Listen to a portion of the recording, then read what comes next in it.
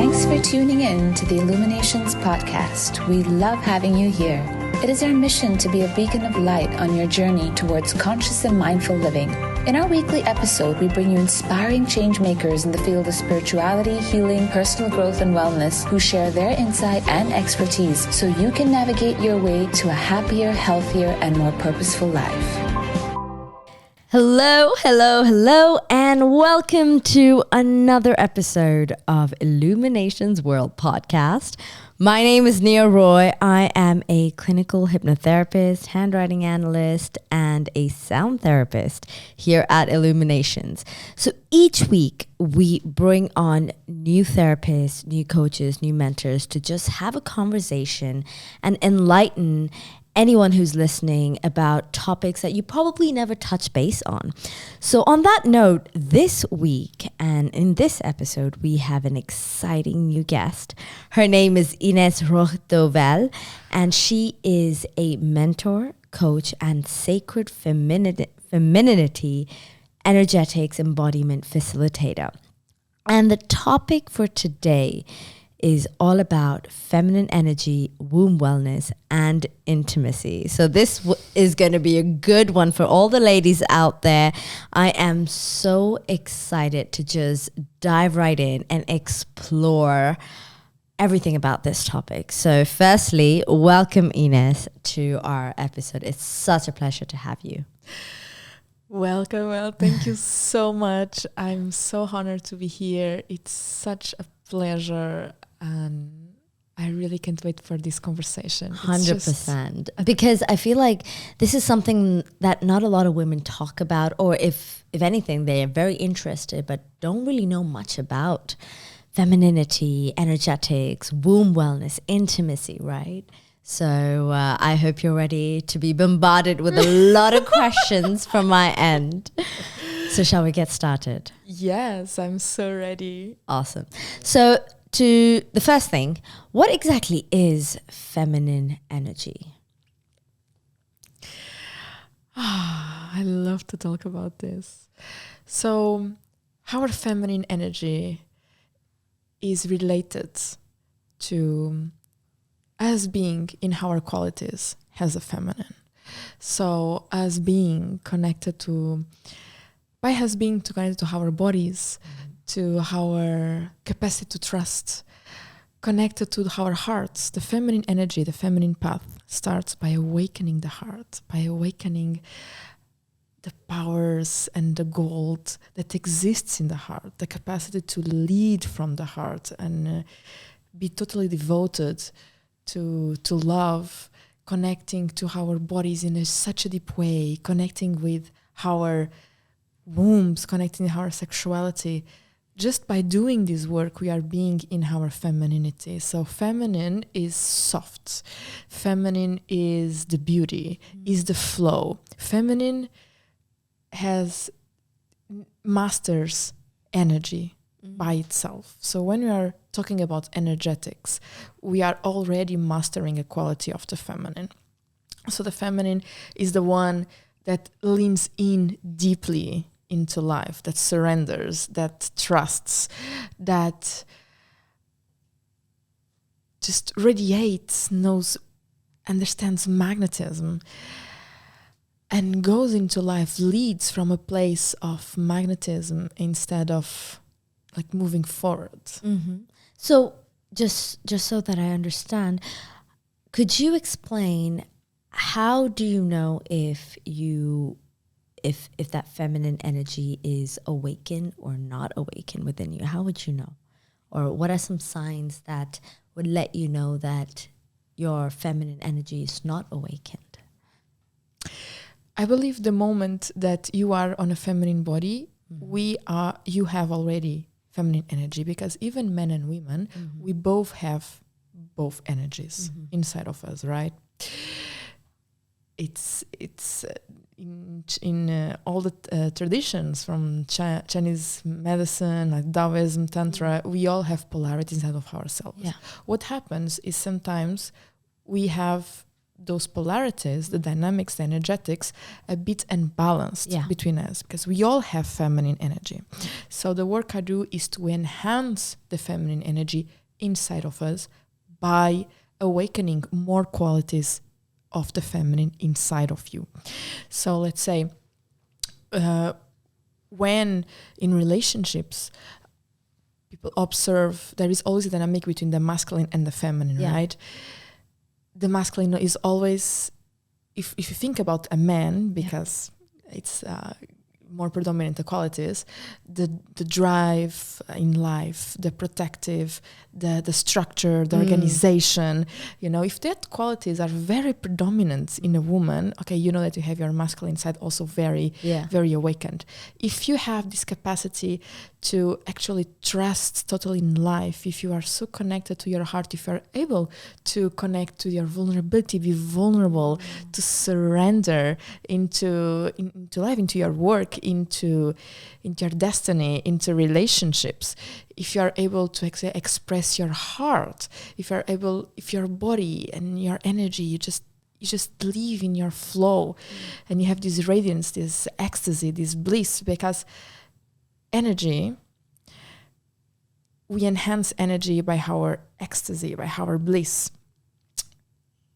And when we actually enhance them, we are in our totality. And when in our totality, we are in our feminine. So in ancient traditions, the masculine actually represents emptiness. So it's more the strong meditation, more the mental, for example, Vipassana, 10 days silence, is a very masculine way to explore spirituality. And the feminine is more celebrative, is more awakening your eroticism, is more the aliveness that exists within of you, that actually is what attracts the Shiva, which is the masculine aspect, and Shakti is the feminine aspect. So being our feminine energy is actually looking to those qualities that feminine have, that wisdom, that connect, that intuition, for example. If a woman is very creative, she's able to create, she's able to have this, the sixth sense, that we know. If we're connected with those qualities, we know that we have our feminine energy very predominant in us. Oh, that's amazing. I love how with what you said, it's so interesting to see how you mentioned that masculine energy is all about being structured and goal-oriented and so on. And there's a sense, or maybe a misconception, that masculinity or masculine energy comes with a sense of aggressiveness or loudness. But it's so interesting that you said it's related to emptiness, or the masculine energy is the emptiness, whereas feminine energy is celebration, because you would think that if feminine energy represents softness, it will be calmer and more quiet, but it's actually the opposite. So I love how there is a combination of both the emptiness and the quiet with the masculine energy, whereas there's celebration and softness with the feminine energy. So it's a beautiful blend that I see. Exactly. And here I want to introduce something that is then the womb wellness, because we have women, we have all those archetypes. We have different energies along the month according to our menstrual cycle. So, for example, when we are ovulating, right, we're feeling very connected to our sexuality, to our sensuality. We feel we are alive with life. We have our estrogen in high levels, and we are just so. There is even more aliveness inside of us. We want to explore more with a partner or with ourselves, and it's actually the week when we can have more energy, more creative vital force energy. And when we are menstruating, it's a time that when we are soft, when we are very introspective, when we are going inside, and this is when we actually going to one of the archetypes of the women, that is the wise woman, the priestess, when we connect with our intuition, and we have to be in our silent, relaxed, and trust And in this moment, also a lot of vulnerability come out of emotions. This is why you tend to get very emotional when you're on your period. Exactly. So along the month, you have all. And being in our totality, being in our feminine energy, doesn't mean that having emotions is just the high vibe emotions, like the love, the ecstasy, the bliss, being in hype, but also knowing how to be in your lows, because even when you are in these deeper emotions, it doesn't mean they are bad. They just mean that you are also full. You are full of another kind of emotions. I love that are important for you to do the purge every month. So embodying those archetypes inside of you will help you to be more connected with your femininity, because you are connected with your own wisdom. I love that. I love that you mentioned this, because now I want to touch base on this emotion of shame and guilt, which I feel like maybe it's cultural, maybe it's because of society or how people perceive femininity.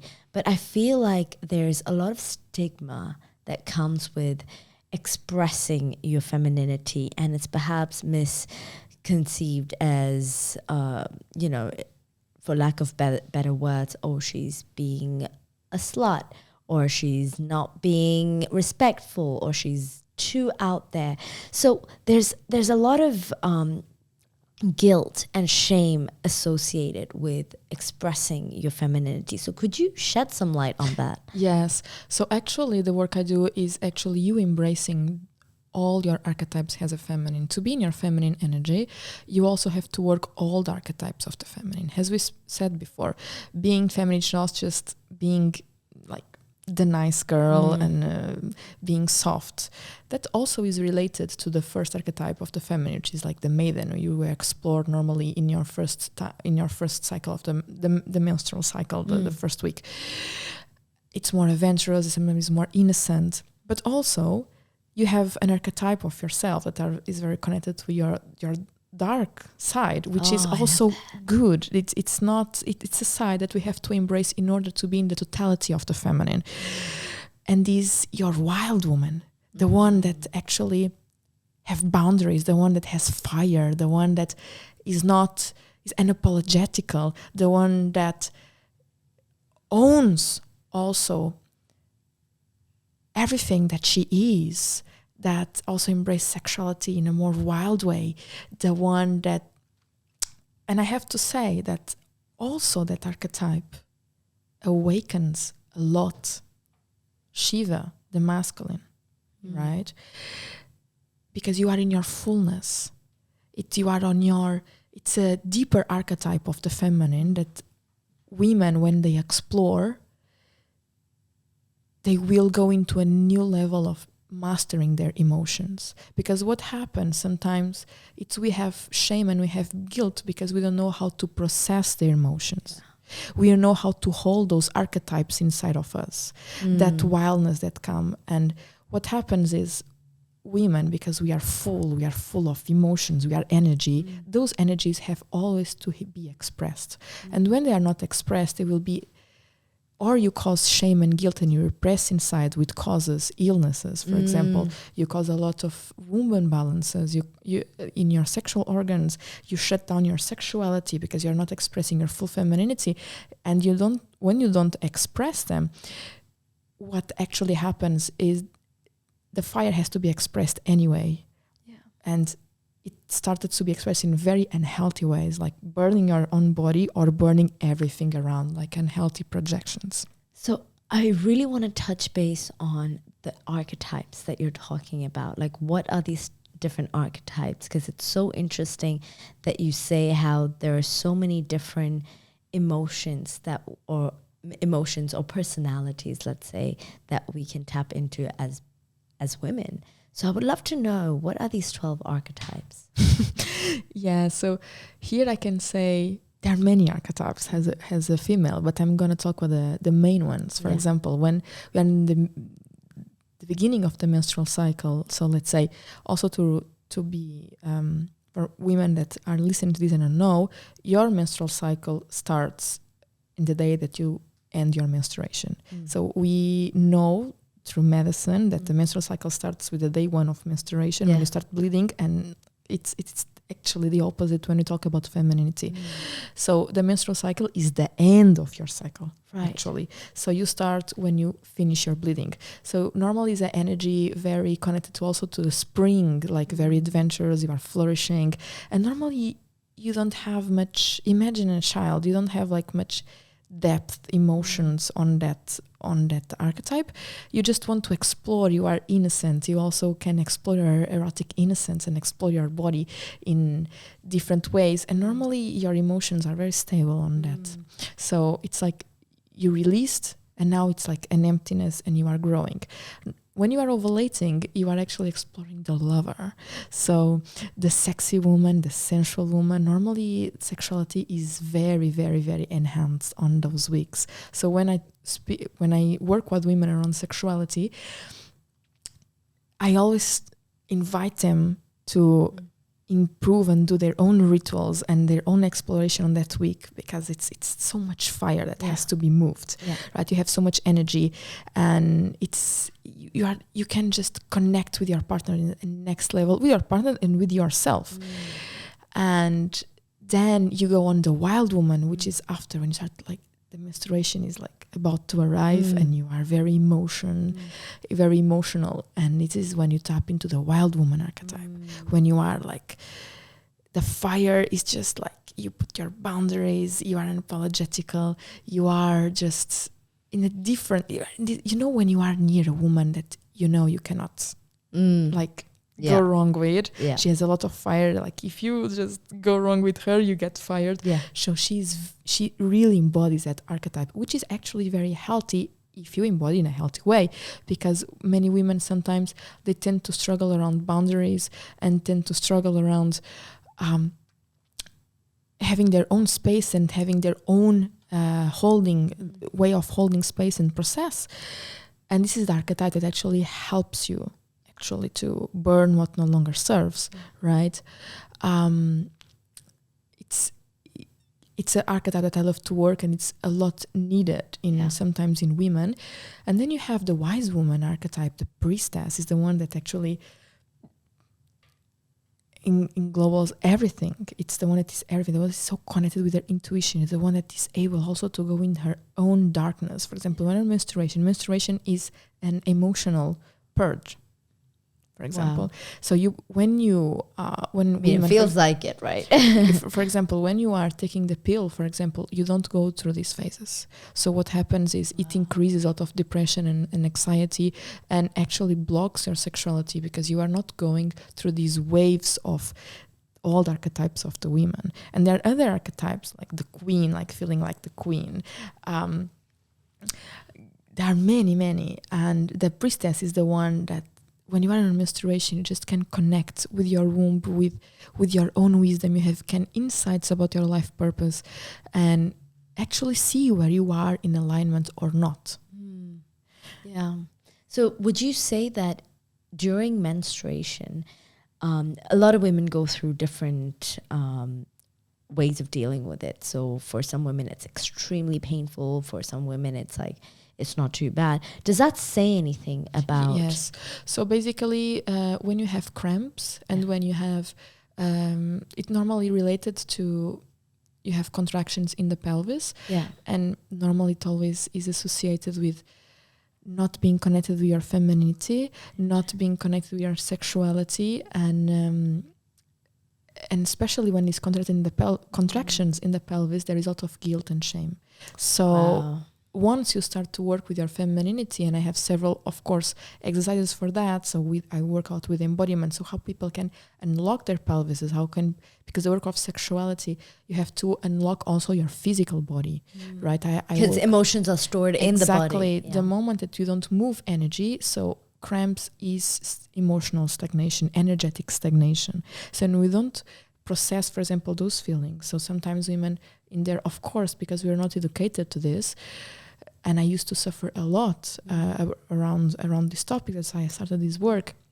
When they are, for example, working out in the gym and they are menstruating, or they are having crazy amounts of work, they are not processing. So what happens is they are not purging, and the next cycle will be worse in all levels. And this is like a snowball. So hence why it's so important to rest during. Exactly. Like there are companies that are so aware of this that they give at least one day free where women can be totally relaxing and purging.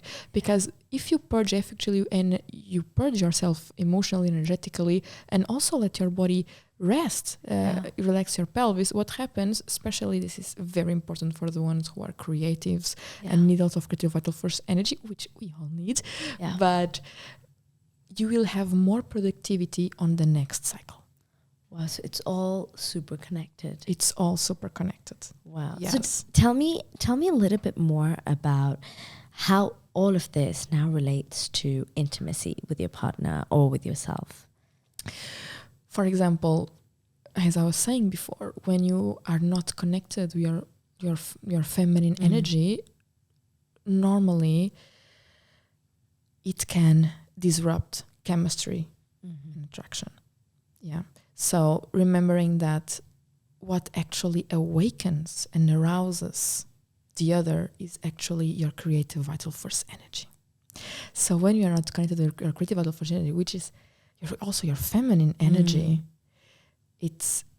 there is a missing gap. So it will lack chemistry, it will lack fire, it will lack passion. Yeah. Yeah. Does the feminine energy in men do anything? Yes. Could you talk a little bit about that? Of course. So it's very important for the men to also work on feminine energy. And men, when they listen to this, they're like, oh my God, I'm not going to be gay. It's not about this. It's all about you also being connected to your emotions. But what happens in sexuality is men, for example, that are not connected with also their feminine energy, they block on the emotional part. And they block on the way that they hold space for the feminine in a woman's body. Okay, in the presence of a woman's body, they are not able to hold space for that kind of intense energy. So in sexuality, women, to go deep and to have that orgasmic experience, you need to feel safe, and where place where you are feeling safe, where you're feeling seen, where the masculine, one of the causes of the masculine is to hold space, right? Yeah. So the woman or the feminine energy feels safe to express. So, but that requires for the man to also work on the feminine energy, because he will be able to hold that kind of energy. Because especially in relationships, if a woman that still doesn't know how to fully hold that power that she lives within, it can be very chaotic. So it's a work of both. Yeah. And men, it's the empathy. So in order for us to feel safe, they need also to hold space with being empathetic with a woman, know how to be in their presence, which is presence is the quality of the feminine, but also see the divine in the other. Wow. And here we are working with the polarities, and that will of course enhance women's safety to also express. And here we go deeper, because if a woman can express all archetypes, because she can come into intimacy with all these archetypes together, and then she can be so intense, so fiery, and that awakens the man, so the man actually benefits. Wow. This is the anatomy of arousal. Yes. So what happens is, by women being in their feminine energy, they are already working on their relationship. And by default. Exactly, because they will be, once I notice in my retreats, and it happens also with me when I was studying this, and all women, when they are in containers of feminine energy and they work on their feminine energy, like really, they go in outside, even in the metro, in the subway, men just notice them. It's like, it's that energy. When women are their feminine energy, they just go into the room and they radiate. They don't need even to speak. And this is actually what is attractive in a woman. So the masculine is also arouses himself by in the presence of a very activated feminine energy. Wow. So this is the polarity that I work in also in the women and also in the couple, because it's very important that we have the polarities really well established. Because if both are feminine, there's no chemistry. If both are masculine, there's no chemistry. So they have to be the opposite. They have to awaken each other for them to grow and go deeper. Because sexuality for me is the path of consciousness, is the path of meeting God, is a path of evolution, because in sexuality helps you to remove blockages. The moment, as we said, that we move sexual energy, and which is creative vital force energy, is the same. So for those who are listening, creative vital force energy is the same as sexual energy, kundalini energy is all the same. So the moment that we work and move this energy, we are also healing emotions. We are healing ancestral patterns. Ancestral patterns are imprinted in sexual vital force energy. So sexuality is a tool for both to awaken and to actually evolve as human beings and purify their own energy. But that requires for the woman also to open the heart, because we transmute through the heart, and the man to also allow himself to connect with his full body. Because if sexuality is just on, the genitals, like that full experience of a spiritual awakening does not happen. That makes complete sense, because if you think about it from like a man's perspective, and I'm just being generic here, when it comes to, let's say, having sex, I imagine that if they are a lot more in their minds, but in their mind, thinking about themselves and their performance, they don't end up holding space. And that's where the femininity of the masculine comes in, right? And I want to speak around, this is such an important topic, and if you allow me, I have to really speak about this, because we have been trained in a very distorted thing, which is pornography. So the work of sacred sexuality is the complete opposite what people see in pornography. That's crazy. It's like what you see in pornography is women being like this harsh and fast, and it's so aggressive for a woman's body and traumatizes the female body. And unfortunately, we are just not educated around this, so there should be no judgment around, but re-education around this. So when we see that kind of dynamic of the fast, of the harsh, and it's just so against how women's open and just traumatizes. And time by time, women will be more close. They will shut down their libidos and they will feel less pleasure. And of course, that is such a way of exploring sexuality that also for men, it's not creating fullness, not creating totality, is because men, they actually can always be ready. They are like the penetrative. They are the seeds. They are here like to, if we see all the animals, they like men can be with like the dogs can be with multiple, right? They are here actually to plant the seed. And it's our wisdom, it's our to actually go beyond that, go into awaken the full body, turn it into sacredness. So there's more to it than just pleasure. Exactly. It's a spiritual awakening, because inside our yonis, for example, our yoni, which is the sacred name for vagina, we have multiple layers and multiple points to explore organs and emotions and traumas. And so by touching them, we can actually release so much layers that are blocking us, right? So it's a sacred act for us to evolve and to unlock ourselves to the next level. That makes so much sense, especially like in the ancient Indian culture. This is where Kama Sutra comes from, right? That's such a deep study, and it just makes so much sense now that you're talking about that. It has a lot more to do with the energetic side of things rather than the physical, pleasurable side of things. Exactly. And I want also to mention that, for example, men, they can actually reach their climax like in 5 minutes, and women need 40 minutes to open. So this is 40 minutes to open. So if, let's say, a woman has sexual trauma and has some problems with sexuality, it's even more. So we have here a problem around dynamics, right?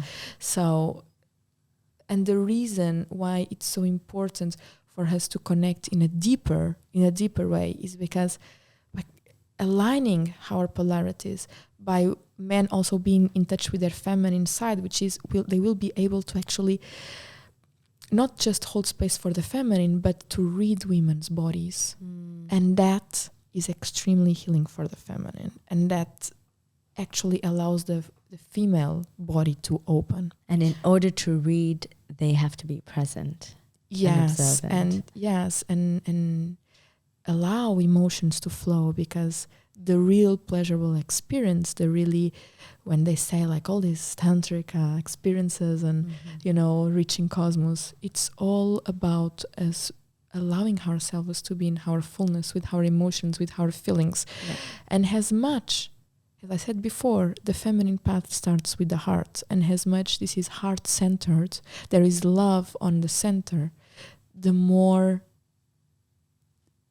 the experience would be like transcendental. Yeah. If there is no emotions, if there is no heart connection, the women's body do not open. Yeah, because I think it's so important to differentiate between being soft and being weak. Because I feel like a lot of people think if you are soft, then there's a weakness attached to it, but that's not the case.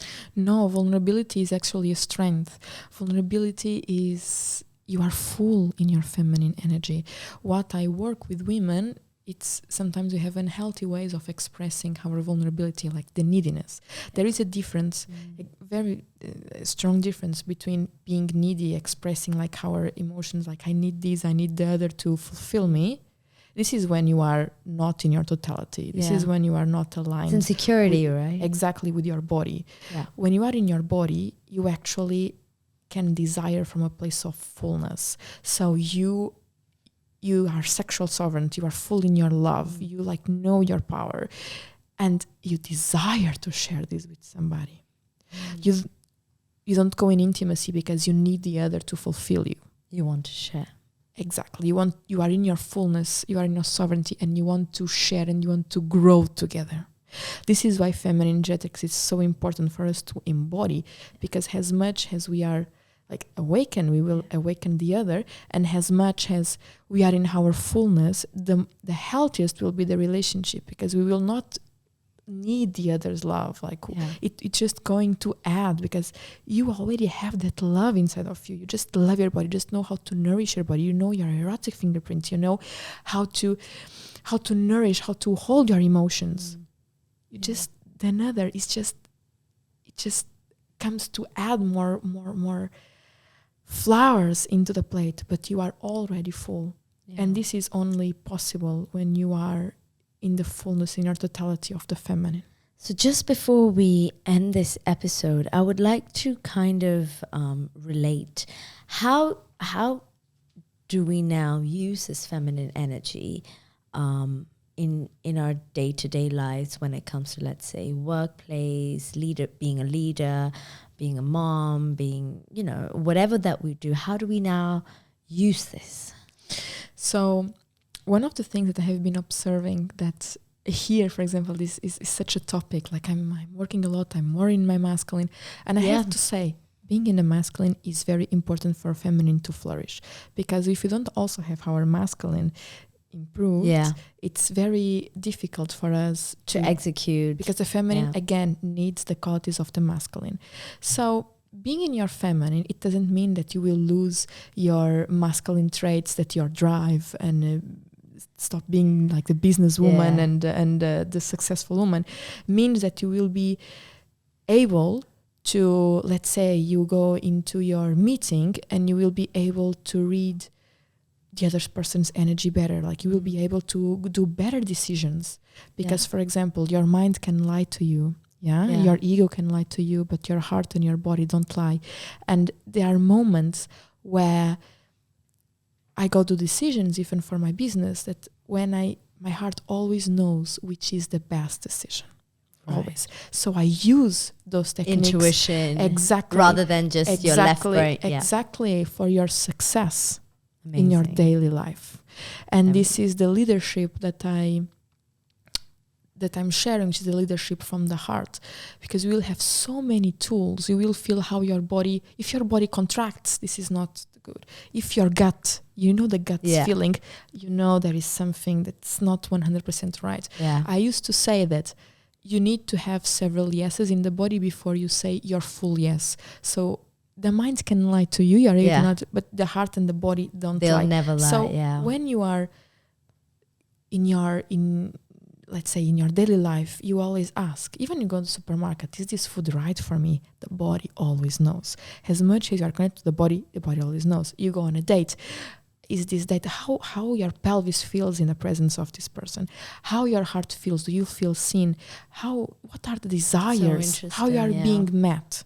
Yeah, not being in the mind, because we tend to fall in love with the potential, right? Yeah, and and getting illusions. But what's the reality and so what's the groundness? The body. Exactly, having your ground like very well established, because the body will never lie to you, never. So it just improves your daily life in multidimensional level. Yeah. I love that. I love that so much. And thank you so much, Inês. Unfortunately, we have to end this episode, but there's so much that we could get into. And thank you so much for sharing all of this information. Where can people find you? So, they can find me in Illuminations right now, of course, and hopefully fully further in Sanskara.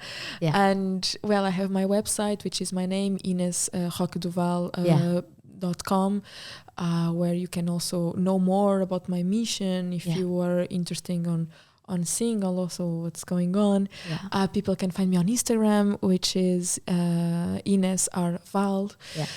And voila, this is. Thank you so much, Inês. And thank you to all our listeners for tuning in once again. And I hope this episode was super insightful. If you have any questions, feel free to get in touch. And I'm sure Inês would love to debunk any questions that you have. Until next time, we will be back with another speaker, with another episode. Until then, take care and live light. Thanks so much for listening. If you enjoyed this episode, we'd love to have you tune in again next week as we discuss more engaging topics on relationships, health, career, self-care, and spirituality. If you'd like to help support this podcast, please share it with others, post about it on social media, or leave us a rating and review. We'd be extremely grateful. To catch all the latest from us, you can also follow us on Instagram at Illuminations World, or visit the Illuminations World YouTube channel for more inspiring content. See you again next week, and until then, live light.